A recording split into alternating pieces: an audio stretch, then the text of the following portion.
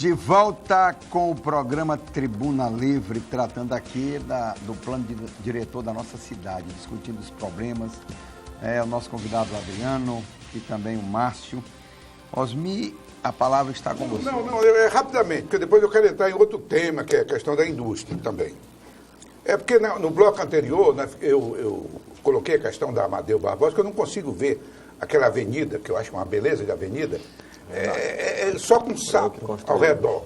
E né? cobre, jacaré. Cobre, jacaré, aquilo abandonado, aquele negócio todo. Uma área potencialmente rica. Né? Rica, bonita.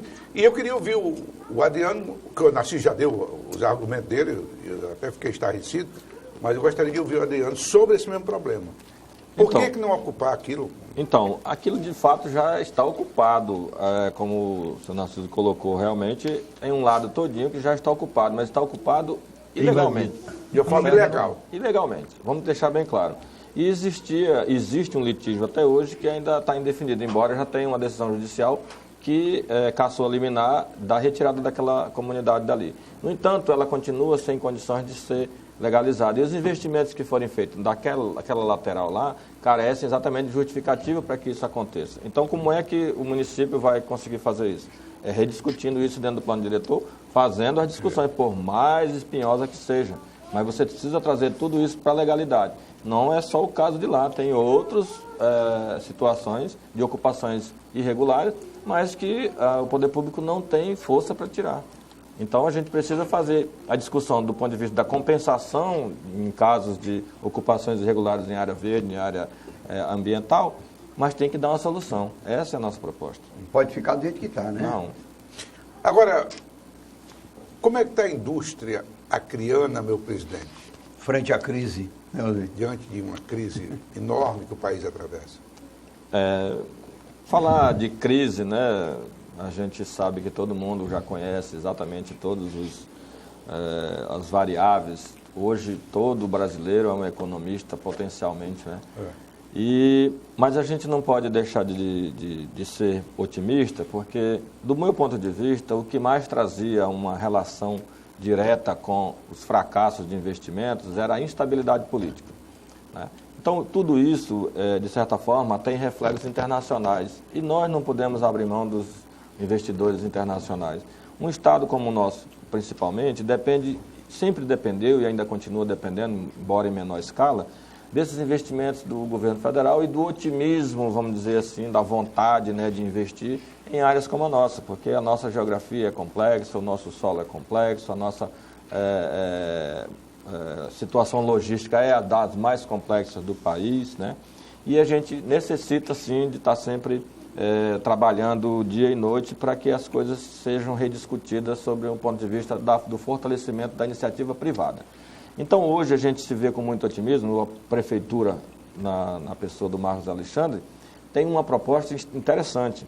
Levou para a gente está analisando, que é a partir do momento que o governo, hoje, Michel Temer, aprovou a medida das PPPs.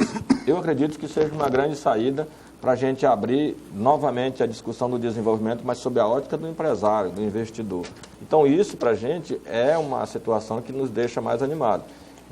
E eu sugiro, inclusive, que a gente traga isso a debate futuro, numa próxima oportunidade, Astério, porque sim, é uma das questões que o Estado, como um todo, tem dificuldades de absorver esse tipo de parceria, né? Mas a partir do momento dessa lei que foi aprovada, ela agora é uma realidade. Então, a gente já está, enquanto instituição, buscando informações de onde ela já está funcionando e trazendo agora de encontro, na nossa análise, essa proposta do prefeito. Nós temos um otimismo, sim, que eu acho que os municípios carecem desse tipo de parceria. E aí, falar um pouco de indústria, nós estamos falando exatamente de que hoje, eu estou trazendo aqui em primeira mão, o governo do Estado conseguiu uma parceria junto à gestão da ZPE.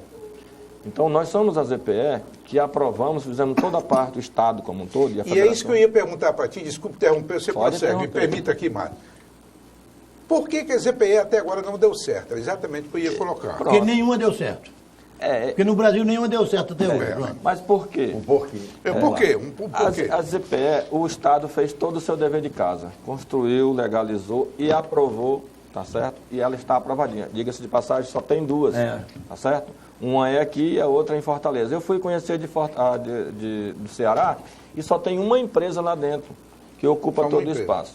Mas ela está funcionando. E isso, dentro do regramento que está lá, você sabe que ela está na beira, né, do porto, ela está no porto, realmente. Então, em termos de logística, a empresa que está lá e ocupou, ela já estava trabalhando lá fora e só simplesmente foi para lá para dentro para fazer uso dos subsídios que estão lá tributários.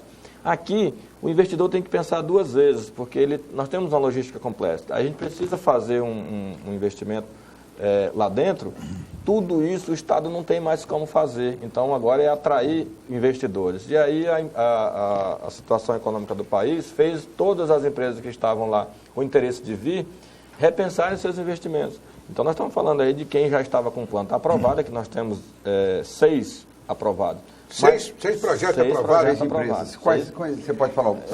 Não, antes de você falar, eu quero avisar que o nosso telespectador, que nós estamos falando em ZPE, negócio de usar sigla é muito difícil. É a zona de processamento de exportação, Deixa eu ver para instalar se, indústrias com subsídio dado pelo governo. Mas só para complementar. Então, hoje, nós estamos, a segunda-feira está chegando uma empresa de logística, Osmi, que em conjunto com a SEDENS, né, a Secretaria de Desenvolvimento do Estado de Indústria e Comércio, nós estamos em uma parceria e conseguimos atrair esse investidor de logística, que por sua vez ele vai fazer toda a dinâmica de prospecção e de atração desses investimentos. Ele já está trazendo em torno de 2 empresas de grande porte para vir avaliar exatamente o potencial e a localização. E vai ser dentro da federação. Ele me ligou ontem dizendo que está chegando no domingo à noite e toda essa semana nós vamos estar fazendo esse momento de discussão. Só que nós, enquanto instituição, não podemos ficar falando e comunicando para a comunidade uma realização que ainda carece de muita discussão, então, mas estamos bem adiantados, estamos muito otimistas, porque o investidor vai vir e a gente vai conseguir consolidar. Nós poderíamos ser convidados, pelo menos, para assistir essa reunião ou não? Já estão convidados. Já estão convidados? Está aí, Narciso, podemos ir lá. Deixa eu esclarecer aqui um pouco o Osmi, porque o Osmi está um pouco senil. Nem sei o que é isso. Desmemoriado. Sim. Osmi, você sabe, Osmi. Eu não sei. Além de todos os defeitos da nossa república, o principal deles é que nós debochamos da federação. E eu vou citar um exemplo. Aí eu sei. Você estava na Constituinte, né? Sim. E falaram. eu olhando. Você que não ia falar hoje da Constituinte, falar. Porque não me orgulho de ter participado da Constituinte. Orgulho, você assinou você colocou seu nomezinho lá, acaba com conversa. Você se lembra? A oposição que São Paulo fez para acabar com a Zona Franca de Manaus. Sim. As EPEs no Brasil nunca se instalaram e continuam ainda com dificuldade. É porque o poder econômico de São Paulo, você vê que eles não perdem a oportunidade para dar uma cacetada nas isenções fiscais da Narciso, e nós temos um grande adversário dentro do governo hoje. José Serra. José Serra. E foi quem pilotou. E foi quem pilotou na Constituição a não instituição do FNO, do FNE. Foi, que comandava tudo contra queria acabar com a Zona Franca de Manaus. José Serra. Então é isso. Está registrado. E quando você pega hoje um país como o Canadá, que é um dos países territorialmente com a mesma extensão do Brasil, mas não tem nenhum vazio demográfico no país inteiro. Todas as indústrias e onde é distribuída legalmente. Aqui se vier um japonês, um coreano, um sueco querer construir uma indústria automobilística, a organização pode dizer, bota para cá. Bota para cá. Aí, isso é verdade. termina isso aí. Tá, mas tu queria dar alguma... O Melchior está muito calado. Vamos ver se ele quer dar algum palpite sobre essa questão da ZPE que nós estamos discutindo assim? Essa parte da ZPE, deixar mais pro Adriano, que ele... Mas eu tenho uma pergunta pertinente. Mas Então, você terminou? Eu estou igual o Maquiavel. Só falo Osmi, quando mas for cabe uma perguntado. pergunta aqui dentro desse contexto. Há uma reclamação, que eu já ouvi, de pessoas dizendo, diariamente em Rio Branco, de que há uma supervalorização de áreas aqui na cidade, de lote. Não, isso aqui não vale esse preço. Há essa bolha, essa ideia aqui de que tem uma realmente isso. Olha, eu quero te parabenizar por essa pergunta, até a oportunidade para esclarecer os seus telespectadores, Astério. A seguinte situação. Quando o cliente, quando a sociedade procura uma empresa imobiliária, procura um profissional corretor de imóveis, para fazer a avaliação do seu imóvel, vou ilustrar aqui o seguinte exemplo. O Narciso me chama para ir lá na mansão dele, né? Fazer uma avaliação. Senhora lá. mansão, por sinal. Pois é, fazer uma avaliação lá. 24 metros quadrados, uma casa de minha casa, minha gente. Tá certo. Que seja. A gente chegou, olha, Narciso, seu imóvel, dentro do mercado, ela vale X, tá? Ele é proprietário. Ele pode vender ela pelo valor que ele quiser. Agora, a questão é se o mercado vai aceitar esse imóvel. Claro. Então, o que acontece hoje em Rio Branco? No Brasil inteiro acontece isso, mas especificamente falando, aqui no nosso mercado. Tem proprietário hoje, ele tem um Fusca e quer cobrar o valor de uma BMW. Então é esse o disparate que a gente tem. Então, hoje, Mas tem mesmo? Tem. E quando está necessitado para vender, vende a bebeminada pelo preço do Fusca, né? O tanto é. Então não são as imobiliárias exatamente. que estão inflacionando o mercado? Não, de maneira nenhuma. Só os Então é bom para proprietários. esclarecer. Nós atuamos justamente já para O cara regular. tem uma casa de 500 mil, eu vendo por 1,5 milhão. Exatamente. Não, e aqui, desculpe, aqui, Márcio, não é tanto. Preços é lá na minha cidade, Cruzeiro do Sul. Qualquer terreno lá no centro da cidade... Lá é exorbitante. Exorbitante. Qualquer terreno no centro da cidade não chega por menos de milhões. Mas dizem que aqui no Acre, Rio Branco, Cruzeiro do Sul, é onde tem um metro quadrado mais caro também. Por exemplo, nesse caso, o metro quadrado da construção só é alto por quê? A gente tem a escassez da mão de obra, o Adriano pode confirmar isso. Temos aqui, por exemplo, matéria-prima, cimento, ferro, brita. Então, isso aí já não se discute. Agora, esteve falando metro quadrado do imóvel geral, por exemplo, a gente vem para balizar essa situação. As empresas, os corretores, os profissionais do mercado imobiliário, de forma geral, vêm para justamente equacionalizar isso aí. Agora, os proprietários, movidos pelo valor sentimental, pelo valor emocional, não, aqui cresceu meu filho aqui, eu formei meus filhos aqui, aquele pé de caju eu ali, envelheci tá aqui. Exatamente. Então hoje, inclusive, a gente escreve semanalmente no jornal, tentando já esclarecer a sociedade nesse ponto, para que os negócios possam ter fluência, possam fluir de uma maneira mais frequente. Vocês têm um padrão, uma tabela de avaliação, né, do imóvel, né? Sim, de acordo com a área, tem um padrão científico. Porque aqui tem, por exemplo, o valor histórico. A minha casa, ela tem muito mais valor histórico do que pelas inúmeras reuniões. Ali tem segredo. Política que fez parede falar. Até assim, o Sami já se reuniu ali. Então, por exemplo, assim, ó, viu, Osmi, respondendo a sua pergunta. Quando ele estava falando aqui, daquele projeto política lá. como é a Transan, A Transan. Da Transan, né? Foi concebida lá, Vocês que gostam muito de história. É interessante a gente conhecer a história, que é para a gente poder compreender hoje. Por exemplo, Ford. Os carros da Ford, antigamente, era tudo padronizado. Uma cor só, preto. Um só valor. Isso aqui, se quiser, bem. Hoje a situação é totalmente inversa. Hoje quem esse senhor chama-se mercado. Então você hoje tem que pensar tudo no mercado. Por exemplo, isso já aconteceu bastante comigo. Por exemplo, eu chego no imóvel, faço uma visita ao imóvel, olho construir isso, construir isso. Uma coisa que tem que ficar claro uma coisa é preço, outra coisa é valor. Tá certo? Isso pode ter valor para você, mas para o mercado, será que vai ter valor? É verdade. Às vezes você tem... O preço é pelo que vale, né? Exatamente. Você tem um grande lote, você tem uma edificação, às vezes para mim aquela edificação não vale nada, eu vou ter que colocar ela toda abaixo para que eu possa fazer o meu investimento. Então é necessário que isso fique bem claro, que hoje, para quem quer vender o seu imóvel, tem que queimar gordura, tem que colocar no valor de mercado para que esse possa sair Tá certo. da prateleira. Não O existe corretor bolha aqui. É apenas um intermediário entre o vendedor e o comprador, não é isso? Eu costumo dizer que ele é um consultor, assim como um advogado, médico. Narciso, por exemplo. É uma palavra mais elegante, Quando você tem um problema de saúde, você procurou? Médico. Quando você tem um problema na justiça, você procurou? Meu advogado. Eu não gosto Quando mais. você tem uma necessidade... Agora, se eu puder conversar também com outras pessoas... Pois é, se você tem uma relativo, necessidade, no mercado imobiliário você procura um corretor... Em síntese, Ou um um imóvel tem 3 preços.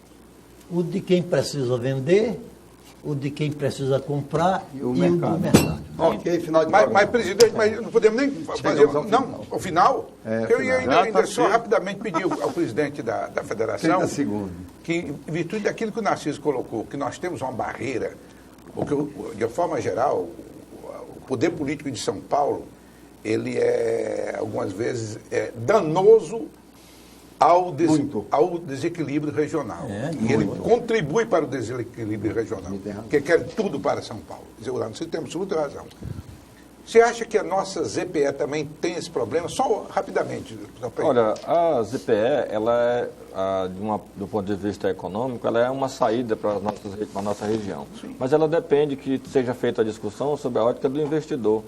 Então, o Estado tem que, e ele já está providenciando isso, está saindo de dentro para colocar quem entende realmente dessa seleção de empresa e como vai se viabilizar. Então, independente de ser São Paulo, Sudeste inteiro, a gente tem que fazer a nossa parte, e é isso que a gente está fazendo. Esse investidor já internalizou um recurso, então isso mostra que ele vem de fato para cá, e nós estamos sim muito otimistas, porque isso é botar para andar os projetos que a gente sempre defendeu. Então, a gente está dentro. Então, presidente da federação, você é muito ocupado aqui, está aqui acompanhando aqui o nosso Barbari, lá de Cruzeiro também. De Cruzeiro também? É de Cruzeiro, é o assessor. A família. A família que nasceu onde aqui foi. Então, te esquece de me lembrar quando houver essa reunião sobre a ZPE, que para eu participar, para ouvir esse tipo de reunião, que o presidente já me convidou. Ok, muito obrigado. Estamos encerrando o programa Tribuna Livre dessa semana. Muito bom. Agora a gente vai encerrar. Semana passada eu encerrei o programa começando com Osmi. Foi. Porque a gente tem o hábito aqui, uma palavra ou uma frase para encerrar o programa. E eu vou transferir a responsabilidade para o Narciso iniciar, e a gente roda assim, e o Osmi aqui vai ser o último. A sua frase, o seu pensamento. Chico Anísio, o saudoso Chico Anísio. Acaba bom. Pena que ele não assistiu, não viveu para ver as suas profecias se materializarem. Quando ele disse: